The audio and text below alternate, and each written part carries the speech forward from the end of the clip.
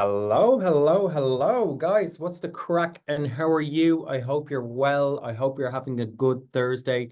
So, to give you a quick introduction, I'm Greg. I'm what's called a Senior Client Solutions Manager here at LinkedIn. My role is to really help clients use LinkedIn as a marketing vehicle as effectively as possible and achieve their marketing and business goals. I've worked with clients and agencies of all shapes and sizes across the UK and globally, and hopefully you will get something to take away here and elevate your paid and organic strategy on LinkedIn. So just before we go ahead, it's always good just to give you the lay of the land, just in terms of a member perspective. So at some point about mid last year, we crossed the 1 billion members on LinkedIn, which is an absolutely fantastic achievement. Now, just to kind of if we think about the member on LinkedIn, we talk about this quite a lot. It's reaching decision makers at scale. And the biggest differentiator with LinkedIn versus other channels such as Meta, Google, TikTok, etc., is ultimately the data we have available. So we have 65 million companies, for example, 41,000 member skills on LinkedIn. Those skills are not only the skills you list on your profile, but also the keywords that are placed around your description, your headline, your jobs, etc. And a LinkedIn audience has 2x the buying power of an average web audience, and 4 out of 5 LinkedIn members drive business decisions. Now, if you think about that member, we ultimately have a documented CV of every professional on our platform. And what that does, it gives us the ability to target the professional in a very accurate way. Now, something we talk about quite a lot here is the mindset to do business, which I think is quite an undervalued thing by businesses. Now, when you're on LinkedIn, think about how you're on LinkedIn and how you interact with content versus other channels. You know, when I'm using X, for example, I'm using X to stay informed on football. It could be coffee, memes, political stuff, whatever it is. When you're on LinkedIn, you're interacting with content and using LinkedIn in a very different way.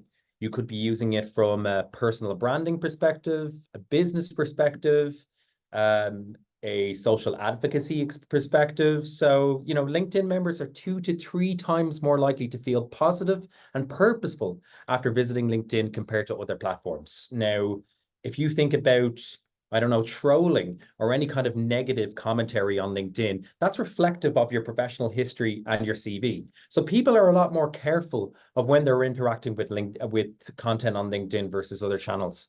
And finally, audiences exposed to both brand and acquisition messages on LinkedIn are 6 times more likely to convert. And this is something we'll talk about later in the presentation. And this is super, super important, that brand and demand approach to your marketing activities, both from an organic and paid perspective, will yield much more positive results than kind of weighing in just one direction.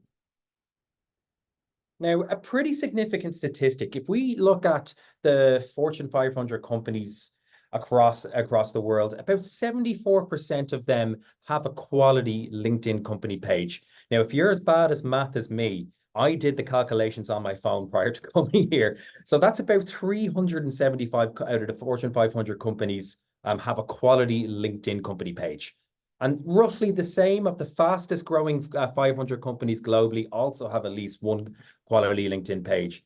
So what LinkedIn company pages ultimately allows you to do is just to kind of create a consistent line of communication with your core target audience, kind of engage that core target audience consistently and start a conversation. Just put your brand on top of mind with the decision maker that matters the most to your business.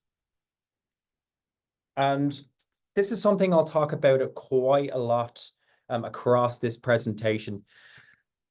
Your employees are ultimately your low-hanging fruit. So it's the same with your customers. If they're speaking about your brand on LinkedIn, that's ultimately content that you can use and reappropriate quite quickly. And what LinkedIn also allows you to do is just stay on top of mind of the activity that's happening with your specific brand across the LinkedIn platform. So, for example, if an employee is, you know, celebrating a particular milestone, you will immediately be able to see that, capture it, and just reappropriate it for your content strategy. If somebody's talking about how awesome, I don't know, your client's product or service is, you can take that straight away and just reappropriate it straight away.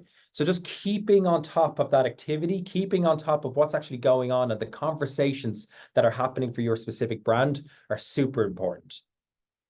And I think this is something I don't really think brands use enough. It's what's called the My Company tab on LinkedIn. You can access this if you are a verified employee of that company.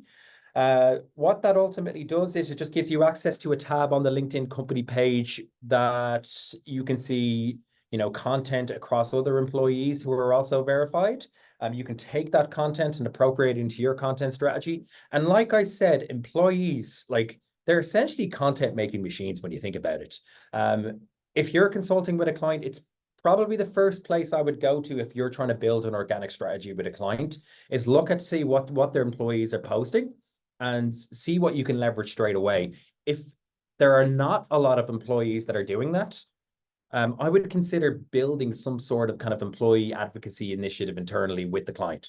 Employees are 60% more likely to engage with posts from coworkers and 14 times more likely to share their organization's page content. So if you can build that social advocacy initiative internally, what you essentially have is just a content sharing and then a content accumulating machine that you can leverage with your clients.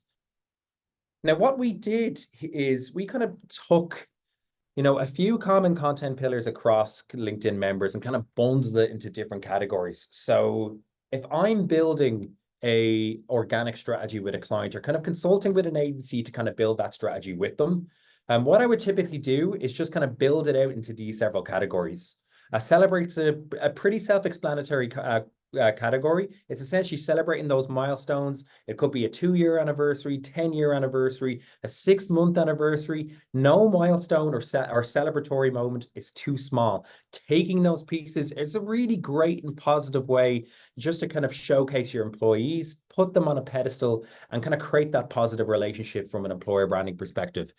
Something that's not actually spoken about enough is engage. If you actually go on to our LinkedIn company page, just LinkedIn, they're actually very, very good at this. It's just like simple pieces, asking simple questions. It could be statements, polls, really simple ways just to engage with that audience, not just hammering about how great your employees are, how great your product, your business is, or even anything related to lead gen. It's using those very simple prompts just to kind of start a conversation and actually engage with your audience in a very different way. A lead gen, we all of us here all know and love essentially just releasing an asset to essentially maybe gather for a newsletter. It could be contact information for your CRM, whatever it is. Media, just kind of leveraging some of those third-party articles. Again, this feeds into the engage category and just kind of leveraging some of those third-party articles to, I don't know, start a conversation related to your industry. It could be related to your brand. Again, it's all about just starting a conversation with your community. I'm staying informed, just some of those business updates. It could be QBRs, it could be, annual reports, it could be product updates, whatever it is. Talent feeds into all of these categories in a way. I'm really kind of building that employee advocacy strategy internally, and building an employer brand on LinkedIn is super, super important because, LinkedIn's bread and butter really is employer branding in jobs. And it's a really great way to just build content and create a positive relationship, whether it's in the B2B sphere or in that employer branding sphere. Thought leadership, this is something that's growing quite rapidly across my agency partners and my clients in the last 12 months. Building that thought leadership strategy with that exec team is becoming increasingly important. And, it's a little bit more, I would say, genuine coming from a senior leader. If you can kind of build that tone of voice and build that, and I guess build the optics around that, I think it's a really powerful thing. And finally, universities, it kind of lends into all of these different categories here. But if you're in a university, kind of building testimonials around some MBA programs could be quite good. It could be, some lecturers, showcasing some of those facilities. All of those pieces are super important. Now, if you're an agency consulting with a client and you're tasked with building out an organic strategy, what I would do is first and foremost, build out these different categories. It could be in a spreadsheet. And then what I would do is just have an audit of their existing content and see where their content typically falls into. I would bet most of the time it probably sits in the talent or could be stay informed. It's talent, stay informed, or media. Those three categories are typically what will take up the lion's share of the content if the client isn't very savvy with their organic strategy.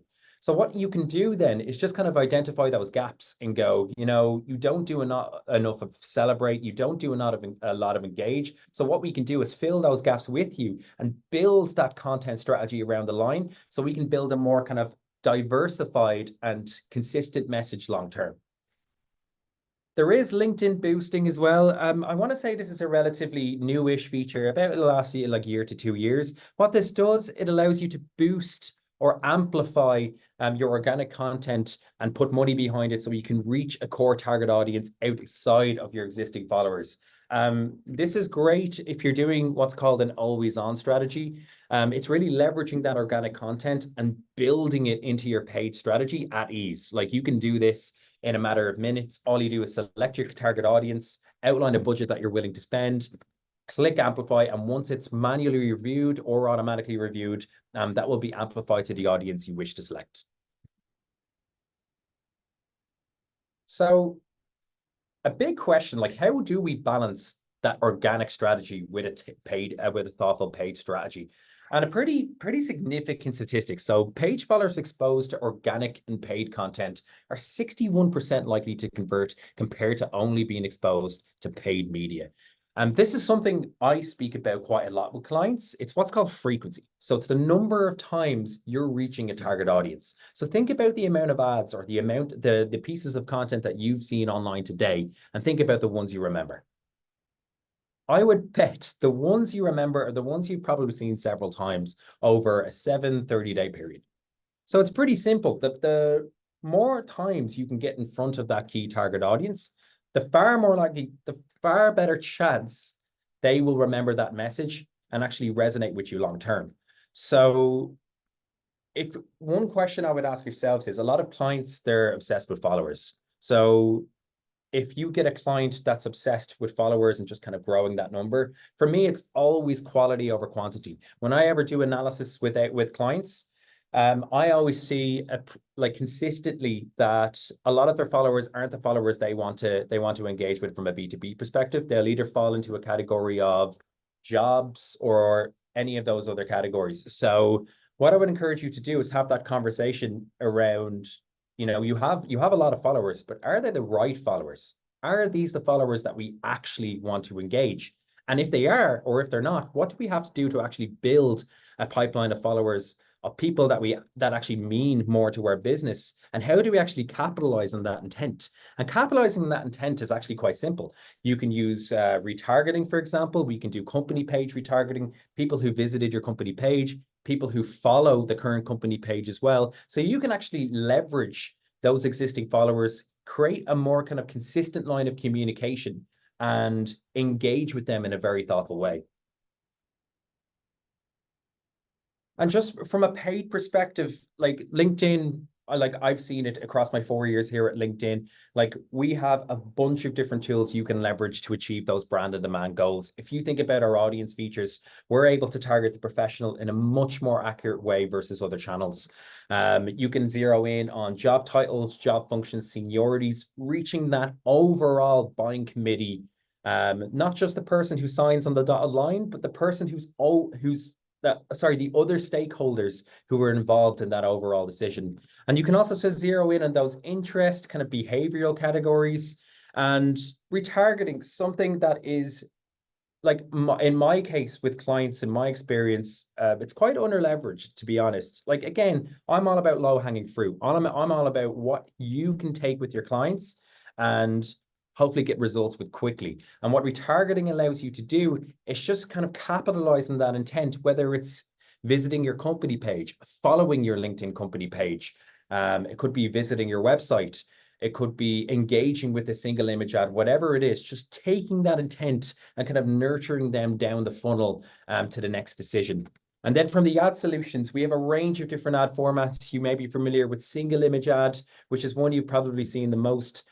Single image ad, carousel ad, message ads, You would have seen most recently thought leader ads, which again, thought leadership is becoming an increasingly important thing with my clients. So maybe one tip here, if you're not speaking about thought leadership with your a thought leadership strategy with your clients, I would actually kind of shoehorn that in, because it is becoming increasingly important to get that C-level team actually in front of them.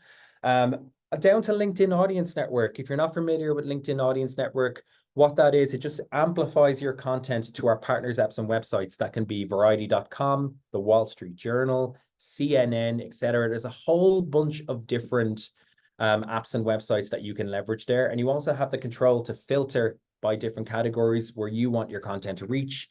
And then lastly, what I'm sure we're all familiar with here is just collecting quality leads using forms with pre-filled LinkedIn profile data for you guys to leverage in your CRM and start building pipeline.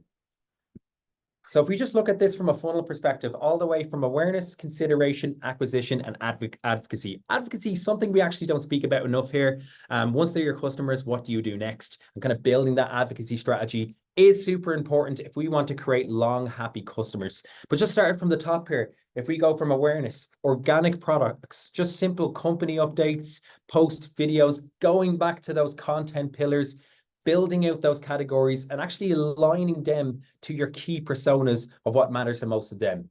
And down to the paid products, kind of leveraging some of those assets and kind of feeding them into your paid assets so you can actually amplify that reach a little bit further and engage with that audience. You know, the reality is your organic content is super important, but it doesn't engage with the bulk of your key target audience. So what paid allows you to do is essentially amplify that content and feed it over to your key target audience in order to engage with them consistently. Down to the consideration phases, using events, LinkedIn Live and events, LinkedIn articles, a great way just to kind of like engage that audience. Down to more kind of like an ABM strategy, account-based marketing. You know, it could be a list of companies, a list of contacts that matter most to your business. So taking those events and just engaging those companies or contacts with those relevant events is a really great way to kind of leverage both sides. Sponsored content, similar to the awareness phase, just kind of leveraging those pieces of content across your organic strategy and just kind of engaging with them. It could be visiting your website. And finally, carousel ads. Something I'm quite a big fan of in terms of just accumulating engagement. They're very, very effective at telling a story once you build it right in terms of the flow from start to finish and just accumulating that engagement with your audience. Acquisition, again, I know most of our clients are very focused on lead gen.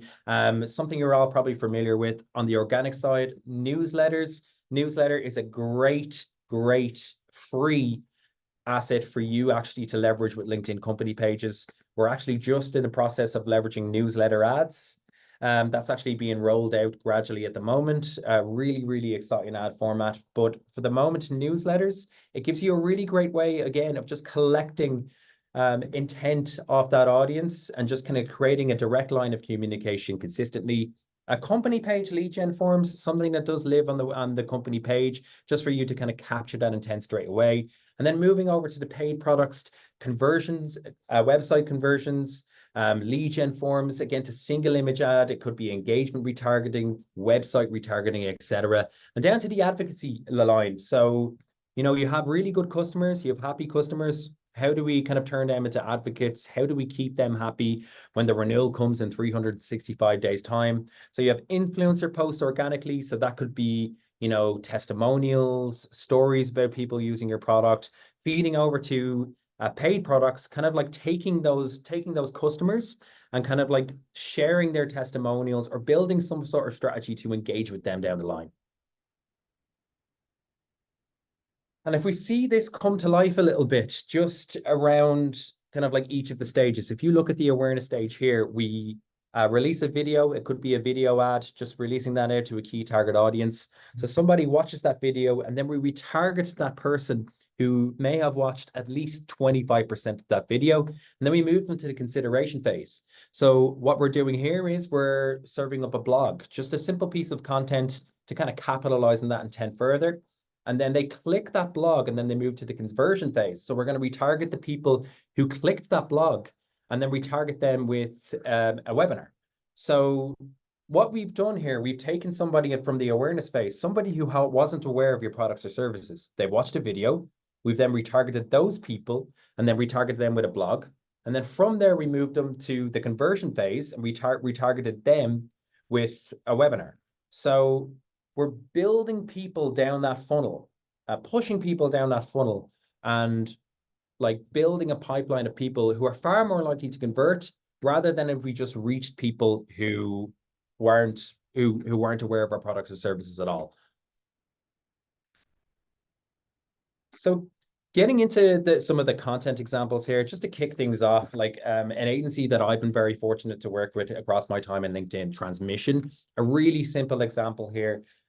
This is actually just a piece of content just promoting their work with VMware. Just really simple piece of content promoting a LinkedIn case study. Again, like that's like just building those case studies with yourselves. In my experience is quite a powerful thing for an agency. So if you are working on quite meaty pieces of content with a client using LinkedIn, it could be a big strategy and you think it's quite successful. What I would encourage you to do is actually just reach out to your LinkedIn rep. It could be your agency rep, and just see what we can do to work with you and kind of bringing that case study to life. But in the meantime, I would actually encourage you just to build out those pieces of content yourself on your website if you're not doing that already. I'm sure we're all familiar with the Barbieheimer craze that happened at some point last year. And this is a really simple example from Data Snipper. It's just capitalizing on those topical themes. So a really simple piece, just taking that Barbieheimer craze and just appropriating it for their key target audience. So just keep your ear to the ground for any of those kind of key moments that are going on and just see what you can do to kind of appropriate that into your content strategy as well.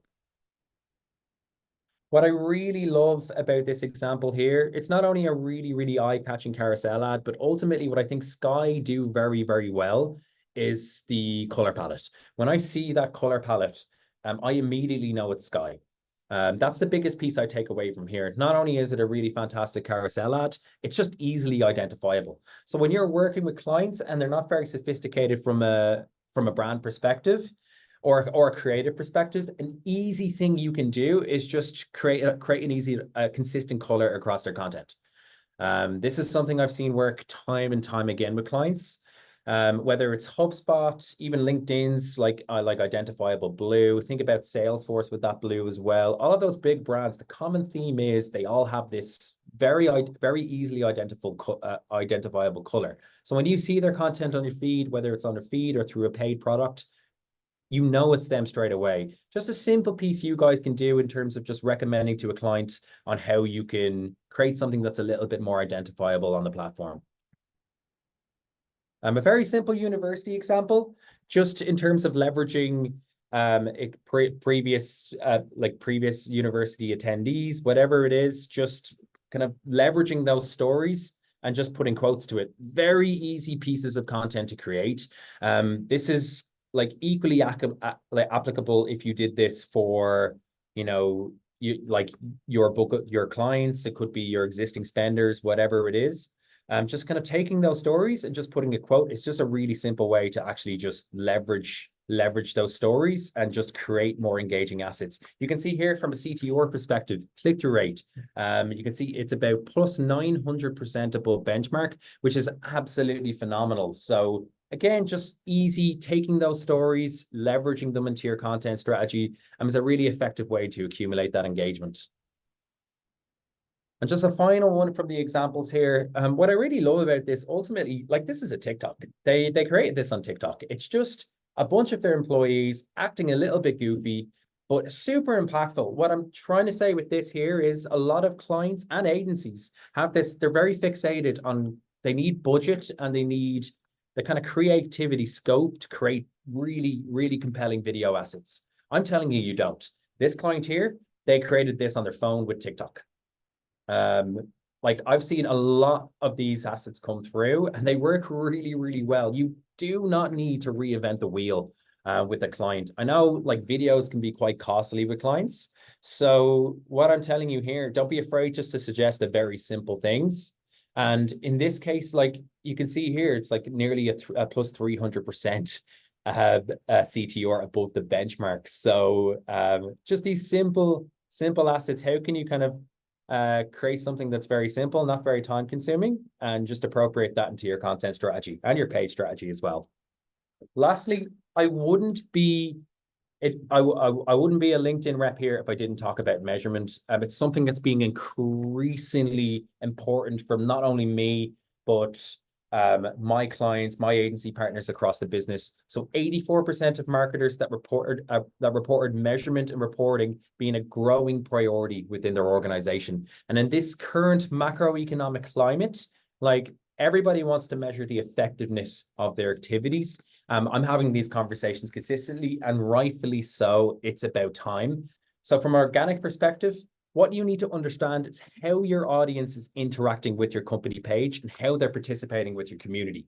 And we have a bunch of filters that you can leverage. You have the activity feed, which you can just capture some of those pieces, some live examples to hopefully help you illustrate what your audience is doing and how you can kind of convey that either to your manager or your senior leadership team. Insights, super important. Now, it's always good to review the demographics of your current followers and also the demographics of the kind of people that are engaging with your content. And this is going to be super important because you want to know that the right audience is engaging with your content or the right audience is engaging with your company page. So that's the first protocol I would do with my clients. If you're taking over an organic strategy, review the current page demographics. The current demographics is who's actually engaging with your content and verify that with the client. Lastly, there is competitor metrics as well here, and the client can input competitors themselves.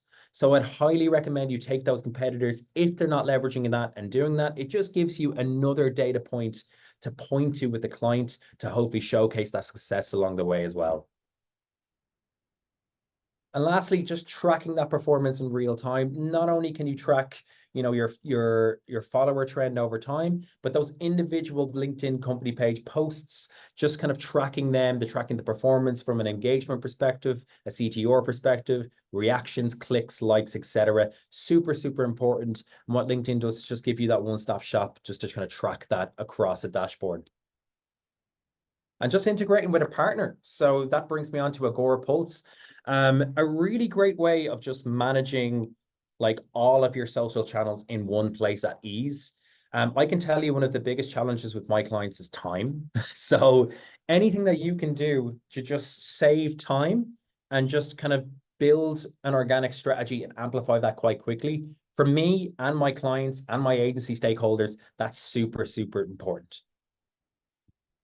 Lastly, just our agency onboarding guide. It's a really great way of just kind of giving you an asset of just kind of building a long-term relationship with your client.